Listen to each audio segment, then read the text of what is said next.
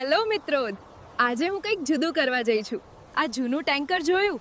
આજે હું એને પાણીમાં મૂકી ઘર બનાવીશ. જો આ ટેન્કરને પાણીમાં ઉતારું છું. આની અંદર ઘર બનશે. કોઈએ વિચાર્યું પણ નહીં હોય માં. ટેન્કરને સાફ સફાઈ કરવાનું કામ ચાલુ છે, પણ કામ પતી જશે પછી અહીં લાઇટ અને બીજું બધું કામ પણ શરૂ થશે. લગભગ અડધું કામ તો થઈ ગયું છે. બીજા 1-2 દિવસમાં ઘર બની જશે.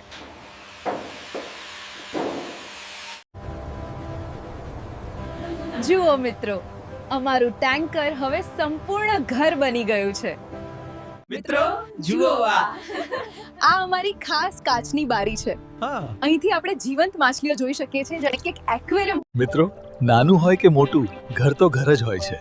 અમે એક ટેન્કરને ઘર બનાવ્યું છે, પણ અહીં જે આનંદ મળે છે તે સૌથી મોટો છે. તમારો એક લાઈક અને ખૂબ પ્રેરણા આપે છે. શેર કરો અને સબસ્ક્રાઇબ કરીને પરિવારનો ભાગ બનો.